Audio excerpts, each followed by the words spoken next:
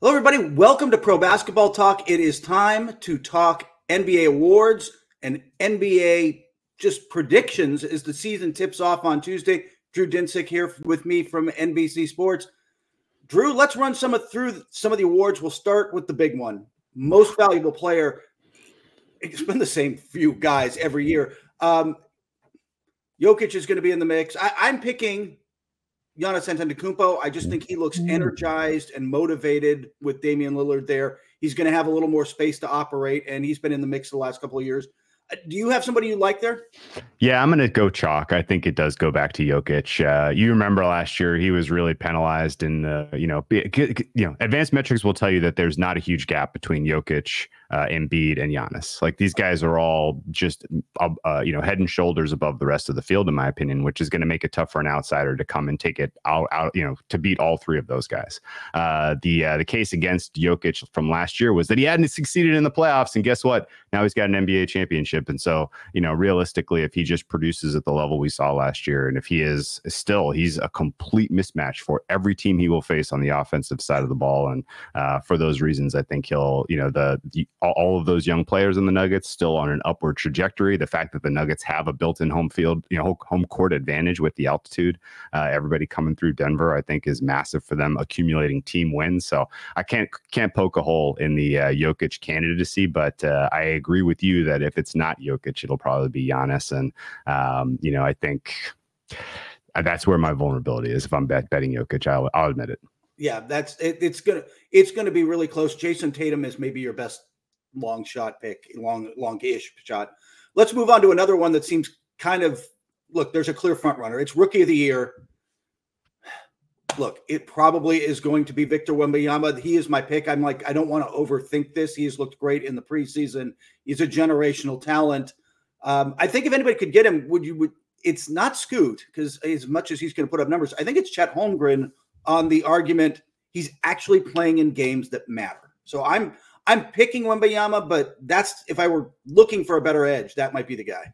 Yeah, I think anything other than Wemby is dead money in this pool. And I honestly, I would be more surprised. I think it's more likely that Wemby makes like an all-NBA third team than it is that someone else takes Rookie of the Year from him. Like I think that highly of his ability to really perform at, right out of the gate. And honestly, I think, it's going to be tough for me to see anyone taking him down in this. And, of anything that you think have high confidence in, this is probably the one. Yeah. Let's move on. Defensive Player of the Year. Look, Jaren Jackson Jr. is young, won it last year, but not having Steven Adams next to him for the season, I don't think people realize how big a blow that is to the Grizzlies. And it's certainly to Jaren Jackson Jr. He's got to play more 5 than 4, or they've got to go get somebody. Especially with no Brandon Clark this year. So anyway, I'm really high on the Cavaliers. I am high on them having a really strong season, and we'll get to that in a few minutes with Coach of the Year as well. But I'm picking Evan Mobley. He was third in the voting last year. He is just getting better by leaps and bounds. I think this is an Evan Mobley Defensive Player of the Year win. Yep, we agree here. And yes, when we talked, we did a little previewing last week going through our numbers, and boy, oh boy, the Steven Adams injury to the Grizzlies really throws some cold water on any hopes that I had for that team to take a step forward this year, particularly in terms of regular season wins. So JJJ taking a step backwards, being asked to kind of do too much seems likely, and Evan Mobley taking a step forward because he is kind of exactly doing what you would like to see in terms of career progression for a player who ultimately will be in clear consideration for this award. And, he's got availability likelihood that you cannot say for some of the other, candidates here. Yeah. And, I think you've seen Bam take a step backwards in his defense. I think, Anthony Davis is an availability question mark. So let's do it. Evan Mobley, we agree. Yeah, I'd say Anthony Davis would be the long shot pick there, but do you think he's playing 70 games? Because I can't pick him to do that. So Sixth Man of the Year. Let's get into some stuff where I think we're going to disagree, where there's some good long shots out there. Sixth Man of the Year.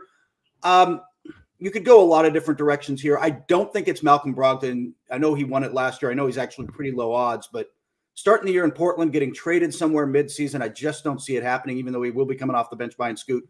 I'm going to go with Emmanuel quickly. Probably could have won it last year. Probably will win it this year. Might get a little extra bump because I don't know if you noticed this, Drew. sometimes people hype players out of New York.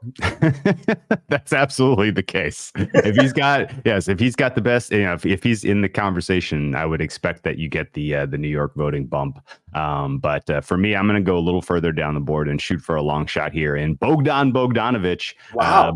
Bogey, kind of playing the Jordan Clarkson role in the Quinn Snyder system, coming off the bench, filling it up, being a little bit of an offensive, kind of heater for them with the second unit, and maybe even closing with these guys. Like, this is kind of going to be a pretty obvious look. I mean, he could beat the rest of the 6-man field in terms of points per game here by like 5 points, at which point I really don't know how you hold him back. So price is right too, 22-1, a little bit of more of a, kind of a longer shot there. And I think it's fair to be a little optimistic about the Hawks this year. Yeah. I will also say my longer pick there, if they bring Derek White off the bench in Boston, and we'll see how that goes. But if he's the sixth man, he fits right into the way that Brogdon won it last year, right? Just coming in off the bench, controlling that, putting up some numbers and closing games. So we'll see. Most improved player, the most nebulous of awards, like the hardest to me predicting. I'm going to go with Cade Cunningham, largely because I think not only do I think he's really good, and you could see it at the USA Select Camp this year. I think people forgot how good he was because he was out, all but 17 games last year with his injury. I think he bounces back. Detroit looks a little better than not good, but a little better than everybody thought. And people are reminded Cade could be special. So I'm going to go with Cade. But that is, to me, like, if you're looking for a long shot, Drew, is this not the place to go? Without question. Yes. The rubric. So you kind of nailed it. This is a little bit of a nebulous award. The rubric is you need to find the first time All-Star. That is usually who ultimately closes this. Last year, Lauri Markkanen was a huge price preseason. I don't think anyone really expected to see him make that leap. And so I am going to go down the board and I'm going to look for Mr. Franz Wagner, 25-1.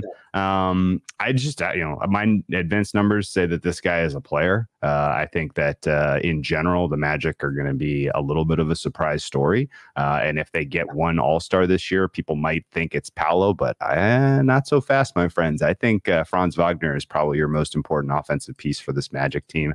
And so if he can come in as the most improved player this year on the back of getting his first ever All-Star appearance, I think we got something good cooking at 25-1.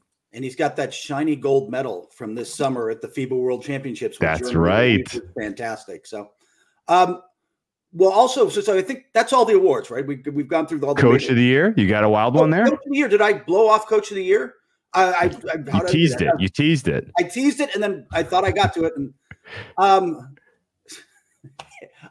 Coach of the Year. Look, like I said, I think this is the one where the award goes to the guy who, for lack of a better word, surprises, exceed his expectations by the largest amount, fair or not. And even sometimes that's more the GM's doing. The coach gets the credit with the award.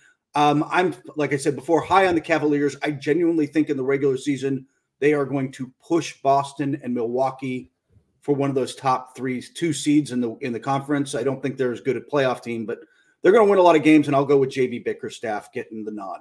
Yeah, my numbers say that the most wins exceeded by any team this year is going to be the Minnesota Timberwolves, and I thought really hard about making the case for Chris Finch, but boy, oh boy, is that that could go either way. Yeah. Like, he's coach of the year if they win. If he's not, he's first coach fired. So I'm going to go a little bit more completely off the grid. A team that I do think that can surprise. I think they can get safely into the playoff mix. This is what they're going to have to do for him to get consideration. It is the Raptors getting into that 4, 5, 6 seed in the Eastern Conference. And if they do, a little coach that people may not know about in Darko Rajakovic, who is an outstanding talent developer.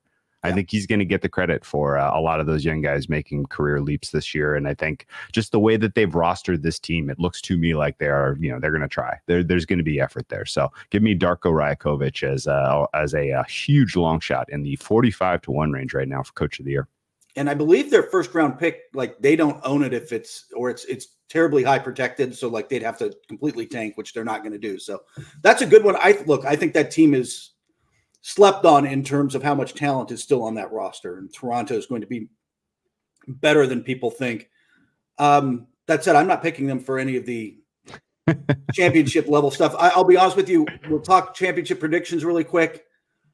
I kind of went chalk here. I have Boston. If it's not Boston and Milwaukee in the Eastern Conference Finals, just as a fan, I'm going to be a little disappointed. Like, I want those two teams in a 7-game series at the end of the year to knock it out. I'm picking Boston in what is almost a coin flip of a series, almost one where you're like, is it the best duo or is it the slightly deeper team that wins this? I'll take Boston. In the West, I stuck with the chalk too. I'm high on Phoenix figuring it out over the year and being good and getting in the conference finals against Denver. And I'll take the Suns in a mild upset, but then they just get smacked around by Boston in the finals. Okay. So C's over Suns for you. I also agree the C's will get there. However, I think the Nuggets are going back to back. Nuggets over Celtics in an absolute epic NBA finals. Wouldn't hate it either way if the Celtics ultimately win, but that's my dream finals. And I'll only backing the Nuggets because I got to tell you, man, looking at these young players and their progression, they could be onto something special there in Denver. Yeah.